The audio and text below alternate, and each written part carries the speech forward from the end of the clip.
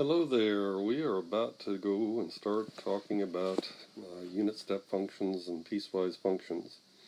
And I'm not sure whether I would have covered some of this in class, so I'm just going to start at the beginning, and if there's something that's repeated, then so be it. So what I want to do first is show you the long way of taking a piecewise function and doing the Laplace transform of it. And then I need to show you the short way of doing it after we convert it to a unit step function. So if this is our piecewise function,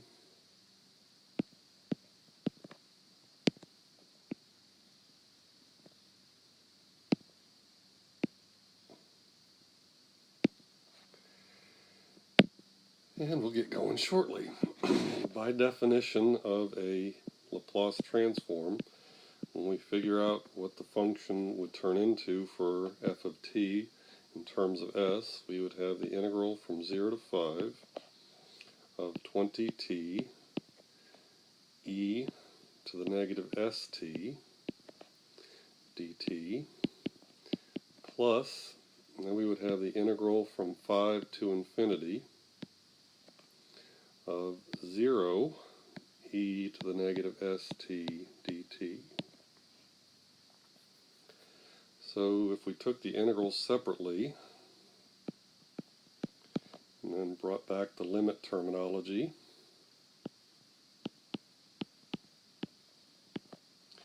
this integral, if we were to do tabular integration by parts, I would have 20t, 20, and 0. And I'm not writing everything out here because of space concerns, but if I take the integral of this with respect to t, I would have a negative 1 over s e to the negative st. If I take that again, I'd have a positive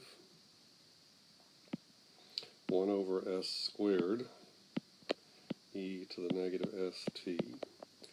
So when I draw my arrows, these are the arrows that I'd have. This stays the same. This I'd take the opposite of. So now I need to use my limit notation and write that out. Hopefully this will all fit before I go to the next page. But we are taking the limit as, first of all, we're going to not take the limit. Now that I look at it, we're going to go ahead and let me erase that. We're going to use that particular antiderivative, and it's not really going to require a limit because we have 20 t times, and I went ahead and factored, actually no, I didn't factor, so I'll just leave it the way I had it, a negative 1 over s e to the negative st, close that parenthesis, minus 20, and I'll have 1 over s squared e to the negative st, and I need to plug in our boundaries from 0 to 5, and then the other part of that, when we took the integral of this, since it's 0, that's just simply going to be some constant, and we are eventually going to disregard that constant. So let me see if I can fit everything here. So if I substitute things into by the fundamental theorem of calculus, we'd have 20 times 5, negative 1 over s e to the negative s times a 5, minus 1 over 20, 1s squared e to the negative s times a 5. Close that minus, see if I can fit this, 0 minus 20 over s squared e to the negative s times 0. So when you simplify this, let me erase the stray marks from my hand, you would end up with a negative 100 e to the negative 5s minus 20 over s squared e to the negative 5s plus 20 over s squared. So this is what I would classify as the long way by definition. So what I'm going to show you next is going to be the short way using a unit step function, which I'll have to introduce that, and then taking the Laplace transform using theorem 7.3.2. So I need to write that. There's two variations of that you're going to need, and they will be given to you on the test. They're part of the formulas. So a unit step function can be used to rewrite a piecewise function in a compact form, and then we can take the Laplace transform of it using theorem 7.3.2, which we'll show you later. And there's another use for it that I'm not going to relate right now. Anyway, so I found this theorem in a book. It is not in your book, and to me it makes more sense as far as what we're supposed to be writing for this. So f of t, when we convert this from a piecewise to a unit step function, you'd have the first piece of your piecewise function by itself.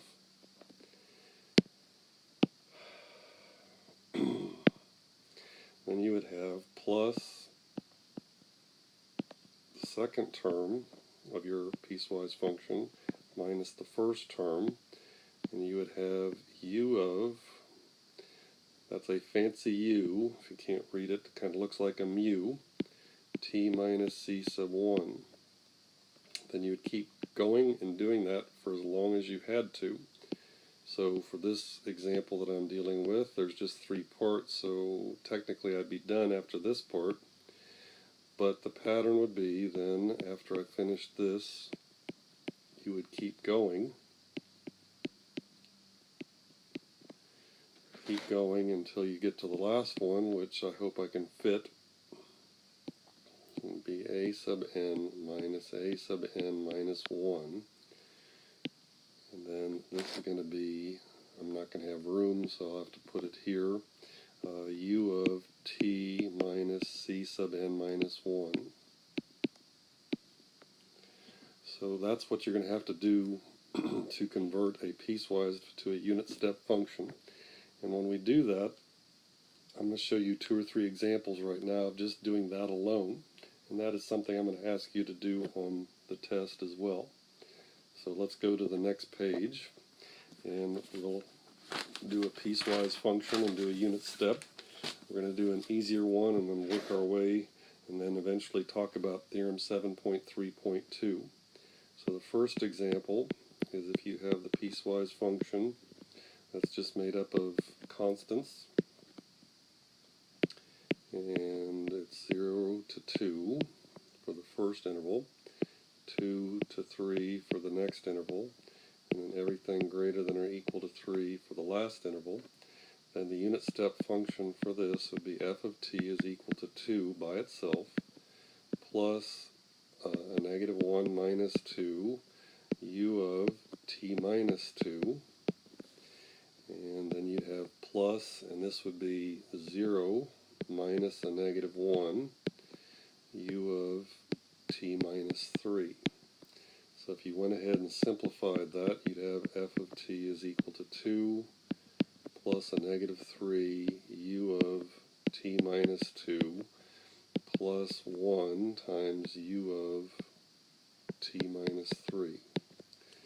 So there's an example. So let's do another example. And let's do the function that we did the long way as far as finding a Laplace transform of, and just rewrite it as a unit step function. So that function was f of t is equal to 20t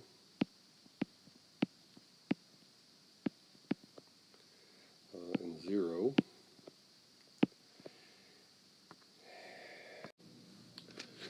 Okay, let's try it again with the pen recharged. So we have the same region that we talked about with the piecewise function doing it the long way. So the first thing we have to do is convert it to a unit step function. So it would be 20t plus 0 minus 20t u of t minus 5.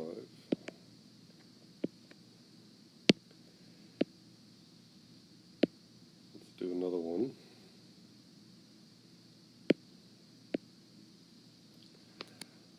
Goodness gracious. Don't you dare go away. Stop it. Alright, we're going to continue on the next page doing another one of a piecewise function, converting it to a unit step function. So this one is sine of t, and this is going to go from 0 to 2 pi.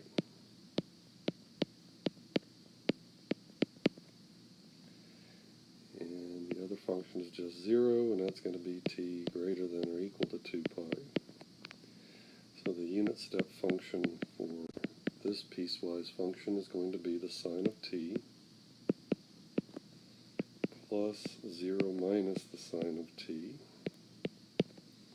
We would have u of t minus 2 pi.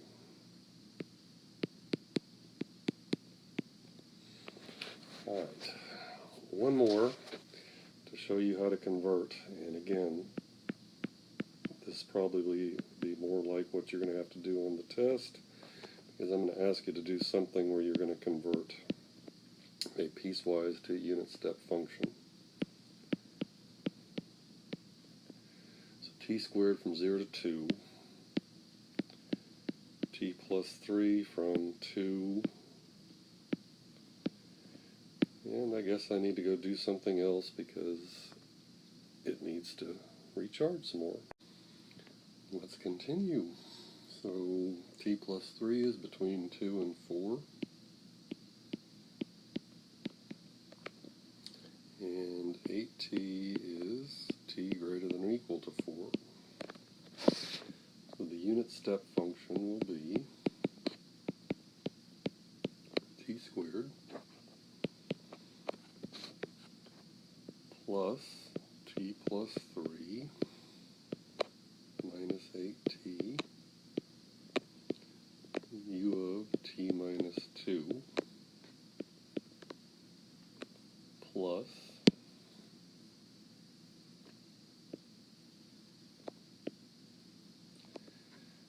come on 8t minus t plus 3, and be careful of the parentheses. Make sure you distribute negatives like you're supposed to. And u of t minus 4. Of course, this would simplify to be t squared.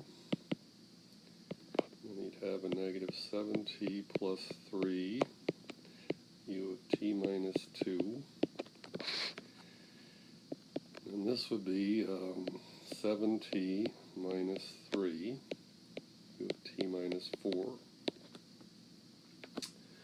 So the next step is I need to explain to you about how to do it the short way once you have a unit step function.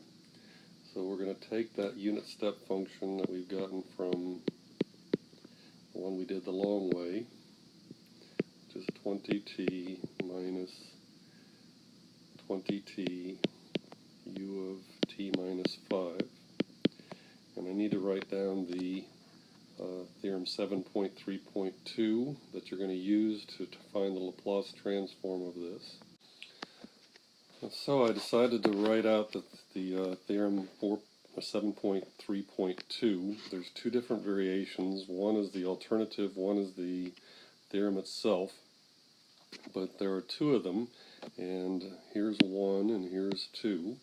And the first one is what you're going to use to find the Laplace transform of a unit step function. The second one is when you have to take the inverse of a unit step function, which I will show you later. So if we take the Laplace transform of that unit step function we did the long way, that one, we would end up with 20 over s squared, looking that up on the table, minus the Laplace transform of, and we have to figure out what g of t plus a is, this thing right here. So if g of t is equal to 20 and negative 20t, then g of t plus 5 is going to be a negative 20 times t plus 5. So that's why I have to substitute that in there before I ever take the Laplace transform of it. That is using theorem 7.3.2. I believe it's the alternative version. And you'd have e to the negative 5s because it's the unit step function, that value right here. Alright, you go ahead and simplify 20 parentheses t plus 5 and you get 20t plus 100. And you take the Laplace transform of that, and that's going to give you the exact answer that you got doing it the long way.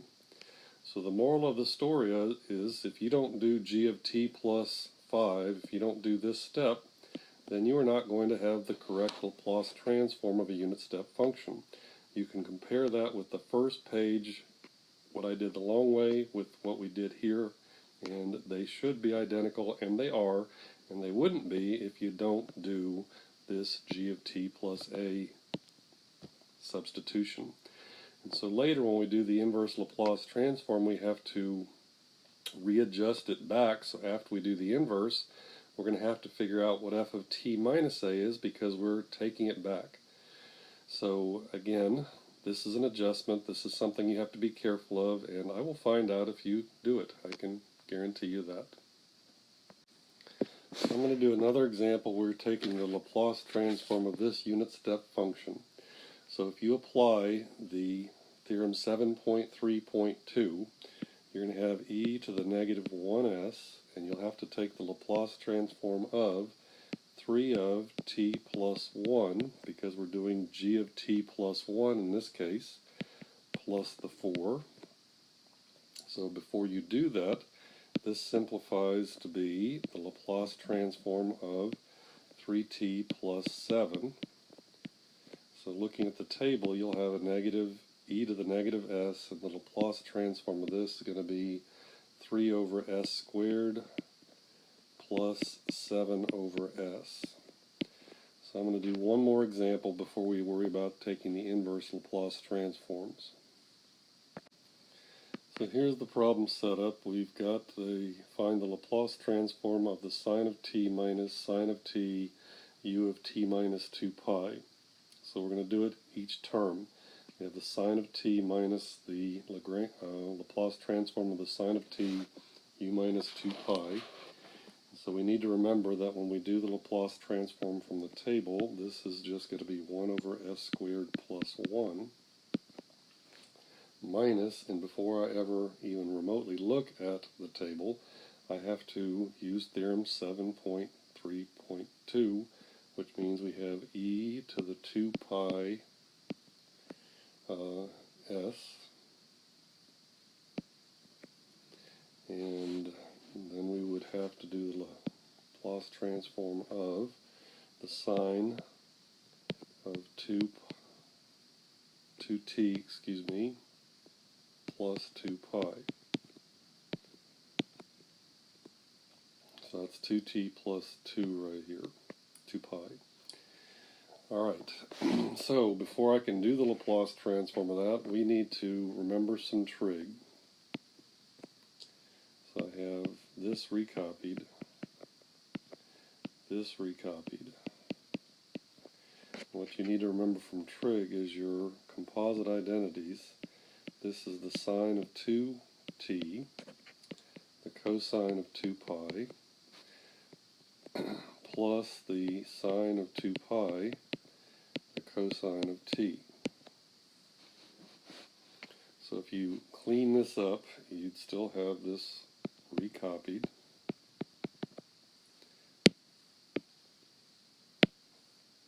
Minus e 2 pi s. And again, I'm not ready to take the Laplace transform of this, but this is going to simplify to b. Actually, that's not 2t, that's just a t. And that should not be a 2t, so I'm really botching this up. But at least I fixed it. Alright, so this is going to be the sine of 2t times a 1, or t, times a 1. This is going to be the 0 times the cosine of t. So eventually we're going to need to take the Laplace transform of just the sine of t. So we're going to end up with 1 over s squared plus 1 minus e to the negative, not negative, positive, 2 pi s. And the Laplace transform of just the sine of t is going to be this 1 over s squared plus 1. But again, you do need to do your g of t plus 2 pi, and then use trig to simplify that. So now I need to show you how to do the inverse Laplace transform. So what we want to identify here is what is the table value going to be for this. This is e to the 4t, and you have an a value that's equal to 2. So what this means according to your theorem is that this inverse Laplace transform needs to be e to the 4 times t minus 2 u of t minus 2. And you could leave it or simplify it, it's up to you, but this would be the inverse Laplace transform. To take it all the way back to a piecewise function is kind of an algebraic exercise that I'm not really going to take the time to show you right now. I just want to make sure I show you that we are using that property, theorem 7.3.2, so that we can do the things that we need to do, and that is we have to make sure that we figure out f of t minus a, and that's what I'm doing right there. So that's imperative that you recognize that. So I'm going to go ahead and do another example. I probably need to go to another slide. So let's do another example. Doing the inverse Laplace transform of s over s squared plus 9. Should be a brace there instead of what I did. Oops. Need to have the e to the negative pi halves s. That's what makes it a unit step function. Oh, come on. So if we identify the things that we know, this is going to be the cosine of 3t, once we look that up on the table, and a is equal to pi halves. So if we use the theorem that we need to use, we're going to have then the cosine of 3t minus pi halves, and then I'd have u of t minus pi halves. Now, you trigophobics out there, you're hoping that I'm going to let you get away with being done, but that's unfortunately not going to be the case. You would need to go ahead and expand that and say that that's 3t minus 3 pi halves, u of t minus, or u of t minus pi halves. And then by using your composite identities, you know that this is the cosine of 3t, cosine of 3 pi halves, plus sine of 3t, and the sine of 3 pi halves. All of that is times our u of t minus pi halves.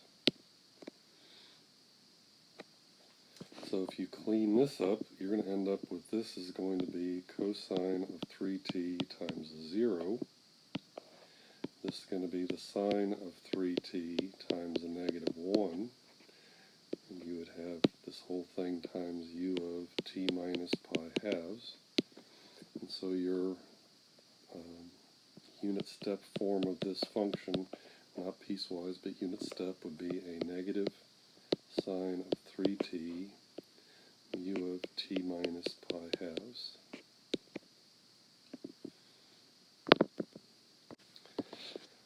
Okay, I want to do one more example, but this one's from the book. I think it's number 44 in some edition. Who knows which edition?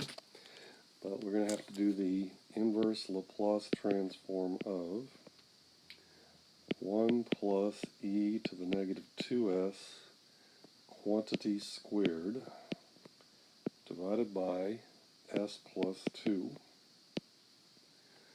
So the first thing we're going to need to do is square it and make sure that we realize there's going to be 3 terms. Don't want to kill a puppy even on an iPad. So 1 plus e, or 2e to the negative 2s, plus e to the negative 4s. All of that is going to be over an s plus 2. So if you translate that, that is going to be 3 different inverse Laplace transforms. One of them is 1 over s plus 2. The other one would be, and you can put the 2 in front, and you'd have the inverse Laplace transform of 1 over s plus 2 e to the negative 2s. And then you would have a inverse Laplace transform of 1 over s plus 2 e to the negative 4s. So when we take the table and figure out what this is going to be, it's going to be kind of convenient for us to identify that this is going to be e to the negative 2t. That way when we do the rest of this, we know that we have to do e of negative 2 to the t minus 2 for that, u of t minus 2. And then we're going to have to do a similar thing where we're going to have e to the negative 2 times t minus 4, u of t minus 4. And so if you simplify that, and we just use theorem 7.3.2 right here again, a thing that you cannot forget about, and you could clean this up just a little bit, and you'd have e to the negative 2t plus a 4, which is just going to be a constant, that e to the 4th power. It's not worth us taking the algebra time right now to do that, and be the same thing here. This is e to the negative 2t plus an 8. Again, you'd have e to the 8 that would turn out to be a coefficient, but I don't really care about that. This is going to hopefully be good enough so that we can do the whole process coming up next. Alright, here we go, doing it all. And besides this example, I've got 2 examples online that I have scanned, and so I would advise you to look at those and try those as well. But you definitely are going to need to practice this, so hold your horses, hold on to your seat. We're about to go for a ride here, and again, I'm going to need, I don't know how this is going to translate to board space, but I'm going to fill up 2 or 3 boards and maybe 4 or 5 slides here to do all of this.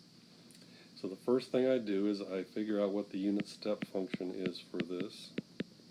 So that's my first step, is find the unit step function. And that's going to be t plus 0 minus t u of t minus 2, which would translate, or could be t minus t u of t minus 2, which would be an easier thing to write. Then we need to do the Laplace transform of this f of t. So remember theorem 7.3.2, we are going to have 1 over an s squared, but we are going to have to find the Laplace transform of a t plus 2 because of using theorem 7.3.2, and we know this is going to be e to the negative 2s. So this is going to simplify to be 1 over s squared minus 1 over s squared plus 2 over s, e to the negative 2s. So the next step, and I will need to erase some of this to make sure we get it out of the way, is we need to do the Laplace transform of the entire original differential equation. So we are about to do the Laplace transform of y double prime plus y single prime, and I need to put Laplace there. So Laplace of y single prime. And we already have the Laplace transform of this thing, which I'm going to put in just a second. So I've already done the work for that in step 2. So hopefully I've shown you this already, but there are formulas that would be given for this. You would not have to memorize this. But the Laplace transform of y double prime is going to be s squared, capital Y of s, minus s, y of 0, lowercase y of 0, minus y prime of 0. And that's the first Laplace transform, plus the Laplace transform of y prime is going to be s, capital Y of s, minus y of 0. All that's equal to what we already figured out over there, 1, talking about this, 1 over s squared minus this parentheses 1 over s squared plus 2 over s e to the negative 2s. So now we need to do some algebra and simplifications. So I think I can fit one more line before I have to go to the next page. So here we go. I'm going to drop a bunch of parentheses and I'm going to substitute the given initial values that are up here into and in place of the y of 0, y prime of 0s that you see right here.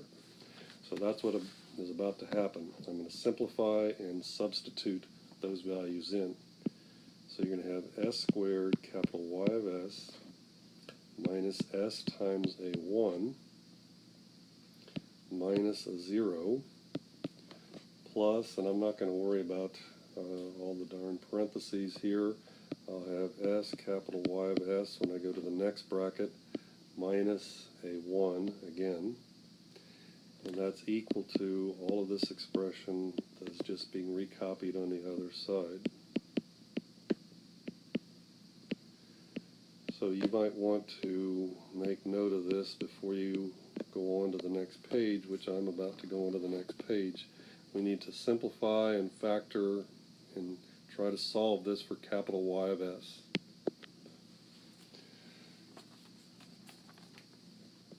Okay, so if we isolate the capital Y of s's and factor, actually I should probably move that all the way to the left. So we're going to have a capital Y of s is times s squared plus s is equal to, and this s comes from moving it over from the left side to the right side, plus the 1 that was also moved over. And then we still have the original expression, the 1 over s squared minus 1 over s squared plus 2 over s times the e to the negative 2s.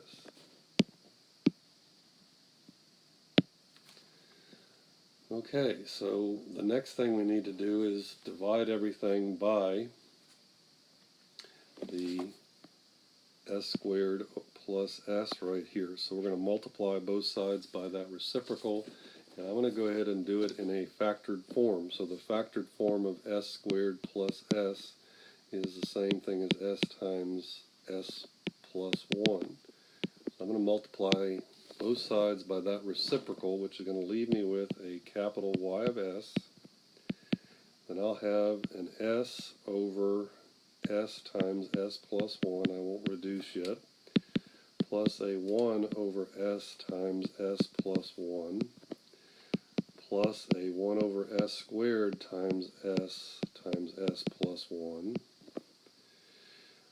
minus, and then inside there I'm going to have a 1 over s squared times s plus 1, and 2 over s times s plus, s times s plus 1, and all of this is times e to the negative 2s.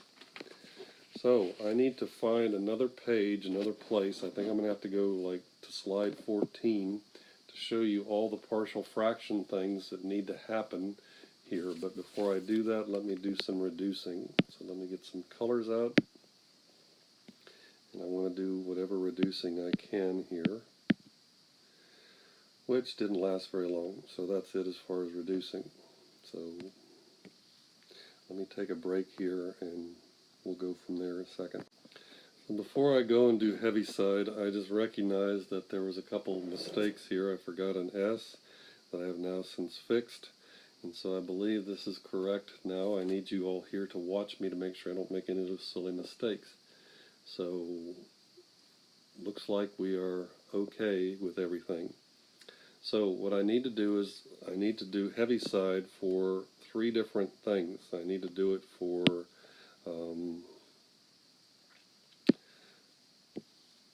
this one. I'll need to do it for this one, and then for this one, and it's the same as this. So I really are doing it one time, but I get 2 results out of that. So I have Heaviside to do 3 different times. So I'm going to start with this one right here, and I'll do this, and then I'll do the 3rd one. So on another slide, I'm going to move like 2 down, and hopefully you'll be able to follow that, and we're going to start to do Heaviside, and you will officially be experts at Heaviside. So actually I think I might have done Heaviside with 1 there right as I'm working on it, so maybe I should just go ahead and do that here before I go to another slide. Let me get the right color out. So I'll have capital Y of S is going to be this 1 over S plus 1. And if I do Heaviside for this thing, I'm going to end up with a 1 over S plus a negative 1 over S plus 1 for that first Heaviside problem that I'm doing right here. Alright, now I'm going to go to another page, and I think why won't it let me keep going? Alright, I guess I have to write something to see if it'll let me keep going. Yep. Alright, so I'm going to slide 15 to do the Heaviside on the rest of that. And so if you multiply through by the least common denominator for, and I'm doing number 2, so if I multiply through by the least common denominator for the one that has 2 over S squared times S plus 1, and I need to figure out what situation I have here. A over S, B over S squared, and C over S plus 1. It's not pure Heaviside, but I'm going to try to do some simplification things, but I have to multiply by the least common denominator, which is S squared times S plus 1. That's going to leave me with 2, and then I would have A times S plus 1, and I would have B times S plus 1. Move that down to the place it's supposed to be. And then I would have C times S squared. So if I let S be equal to 0, I'm going to end up with B is equal to 2, because I end up with that being 0 and that being 0. So I would have 0 plus 1 times B is equal to 2. And if I do S equal to a negative 1, then I get C is equal to a 2. Why? Because that's 0 and that's 0, and I'm left with a negative 1 squared right here, so I have C is equal to a 2. So if I take an equation, probably what I'll do is the squared equation. So if I do the squared equation, I'll have an A plus C is equal to 0. And that's going to give me then, if A is equal to, or C is equal to 2, then A is equal to a negative 2. So I'm going to go ahead and go back to the slide number 13 and write those numbers in there. Hopefully I don't get lost in the transition. So back to slide 13. I better wait. I think I have a bunch of other stuff to write ahead of time, so let me wait on that, because I don't know if I'll be able to fit it all. So I'm going to go to slide number 16, and I'm going to figure out the heavy side, or the variation heavy side for that. So again, what I am working on is to have 1 over s cubed times s plus 1. That translates into a over s, b over s squared, c over s cubed, and d over s plus 1. So if I multiply it through by the least common denominator, I get 1 is equal to a times s squared times s plus 1 plus b times s times s plus 1 plus c times s plus 1 plus d times s cubed. So if a is equal to 0, or s is equal to 0, excuse me,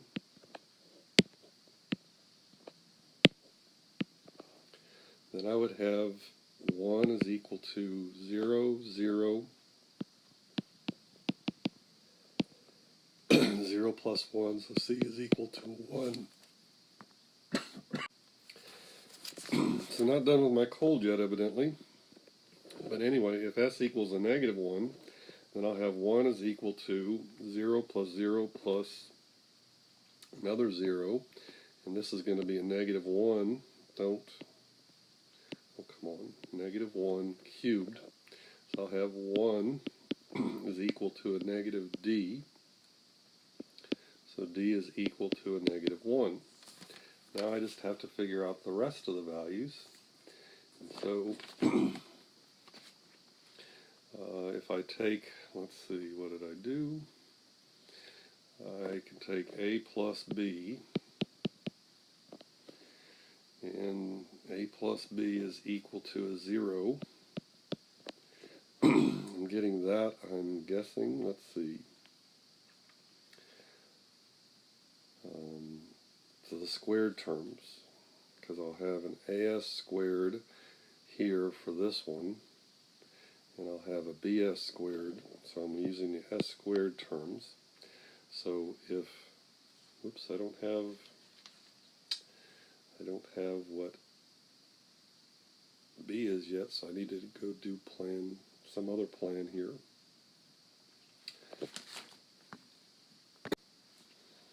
I needed to do s cubed first, so let's do s cubed.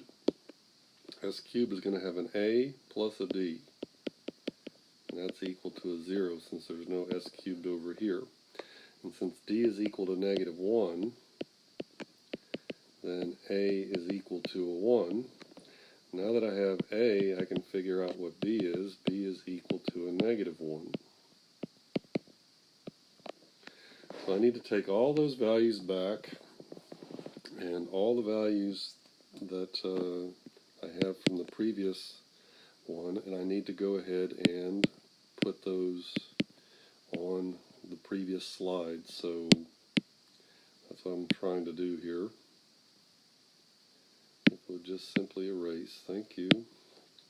So I have 1 over s, I would have a negative 1 over s squared, I would have a 1 over s cubed, and then I would have a negative 1 over s plus 1. So let's go back to here, and let's see if I can fit everything that I would have to write for this particular capital Y of s. So from that last slide, I would have a 1 over s minus, or a negative 1 over s squared, a 1 over s cubed, and then a negative 1 over s plus 1.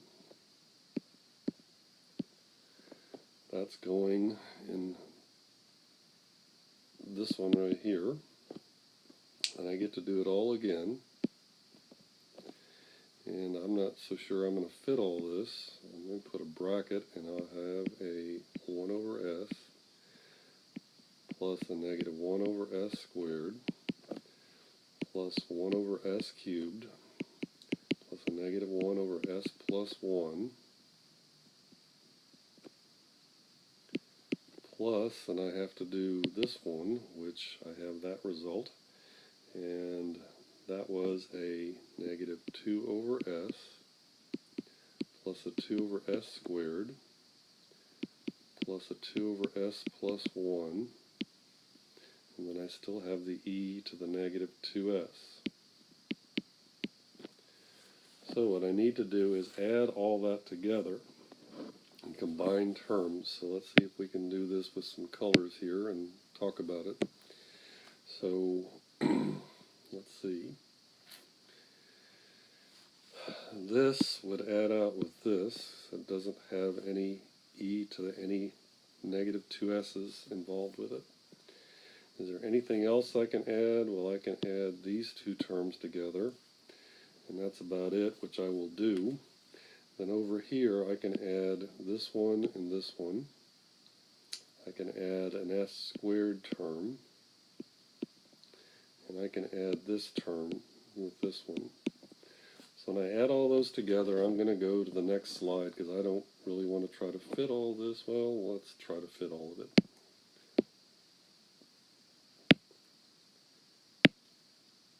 Let's go back to black. And I think we can fit it one last time here before I have to go to the next slide. So I would have capital Y of S is going to be equal to, and I have a 2 over S. I'm going to group the things together that don't have an e to the negative 2s with it. A negative 1 over s squared, a 1 over s cubed, minus a 1 over s plus 1, minus, and then I'm going to go ahead and highlight this was the bracket here. This is going to be a negative 1 over s after I add like terms there, plus a 1 over s squared, plus a 1 over s cubed, plus a 1 over s plus 1. Put a parenthesis here, and this is e to the negative 2s, and that is what I'm going to take to the next page and slide and take the inverse Laplace transform of it. I'm going to take a break and write it down on the next slide, so see you in a minute. Okay, so we will continue, and the inverse Laplace transform of a capital Y of S. Oh, by the way, I just took the inverse Laplace transforms of both sides from the previous slide. So the inverse Laplace transform of a capital Y of S is going to be y of t. And so looking at the table, this is going to be a 2 minus t plus 1/2 t squared minus e to the negative t. There's the first part. Now when we do the second part, you have to remember that you're doing a unit step function because of the expression part that you see right here. And because of that, you need theorem 7.3.2. You must use that or you are in dire straits. So anyway, what will happen then is you're going to, when you take the inverse Laplace transform of each of these expressions, you will have a negative 1. That part is easy, but then this next one is a t, so you have to do t minus 2 because you have an e to the negative 2s right here. Oh, don't go away, right here. And then you'd have 1/2 t minus 2 to the second, and then you would have e to the opposite of t minus 2, and you would have your u of t minus 2. So that's your expression, that's your answer, and about the only thing that you possibly could do then is simplify a bunch of the algebra that's in here. So if you have a mind to do that, then you're going to need to square this and do some other things. So I'm going to go ahead and just write it out. I'm not going to talk you through it because it's just a bunch of algebra.